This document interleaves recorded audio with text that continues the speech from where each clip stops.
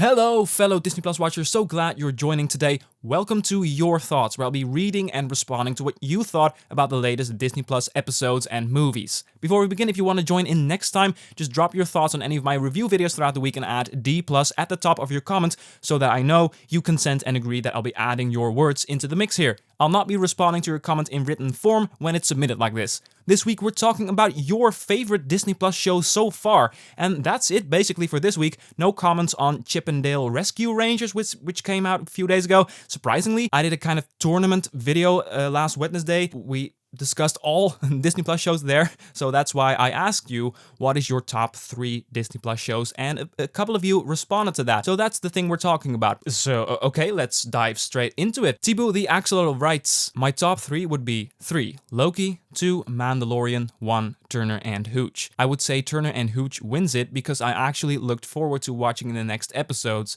at the same level as for the Marvel and Star Wars shows. While it does not have the bias of those shows and probably also a budget that is not that high, that it still manages to be at the same level makes it the best one for me. Very sad that they cancel it after 1 season. And you're hitting the nail on the head. Now, it's not like I agree with you in terms of Turner and Hooch was like the level of anticipation as a Star Wars show, because that's my soft spot. With these characters, they would have had such a good foundation for for so much to come. I don't know. It's sad.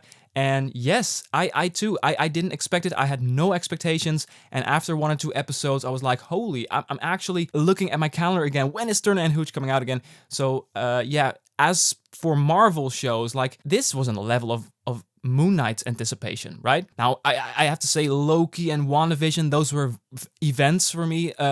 Not as much as Turner and Hooch, but if I look at a show like Moon Knight or Hawkeye, yeah, Turner and Hooch is definitely on that level of week-to-week anticipation for me. So that was a surprise back then. So the next comment is from Kispy. It says, number 1, Dug Days. Number 2, The Big Shot. Number 3, High School Musical, the series. P.S. Sorry for any spelling issues. I'm terrible at spelling. I don't see any spelling issues. Yeah, okay, interesting. You don't have any Marvel or Star Wars shows, but that's okay. I mean, everybody likes different things. I must say, I guess you enjoyed my video last Wednesday where Dug Days was ranked among the giants Mandalorian, WandaVision, Loki. It surprised the hell out of me how that tournament went. So, but I see you love Dug Days as much as I do.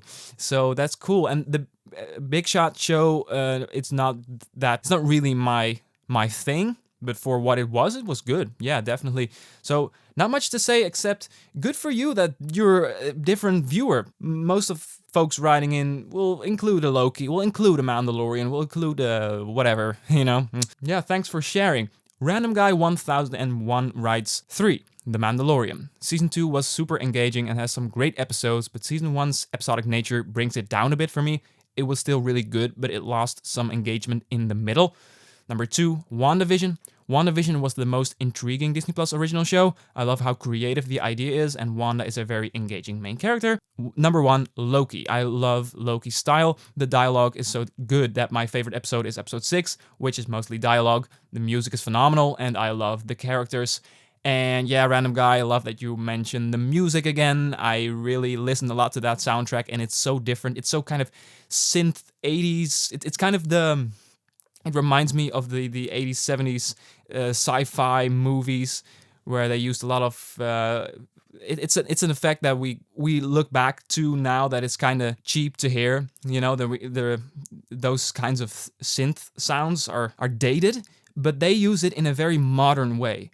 I guess that's a good... They use very dated musical ideas in a very modern way, and it makes it this crazy world. The music really adds more than some people give it credit for, but you give it credit for, Random Guy, so great.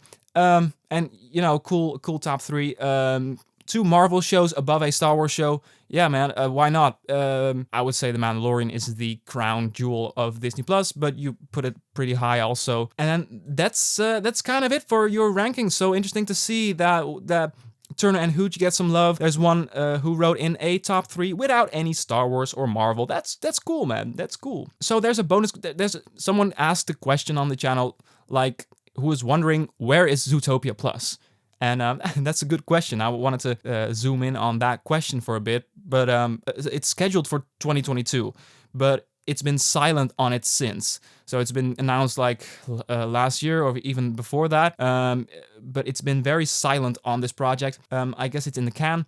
We did get a full trailer for Baymax this week. So I guess they're first gonna go onto Baymax, and then a few months later, I would suggest Zootopia Plus is probably coming out in August, because they want to have a little headroom for between Baymax and Zootopia, and they've been silent on it, but it's not been delayed since. And they are pretty silent on the a little bit more smaller projects. If you look at a Star Wars show, if you look at a Marvel show, no, that's a different deal. But on the smaller projects, they sometimes kind of forget about it and announce it like when it's already coming a few weeks later.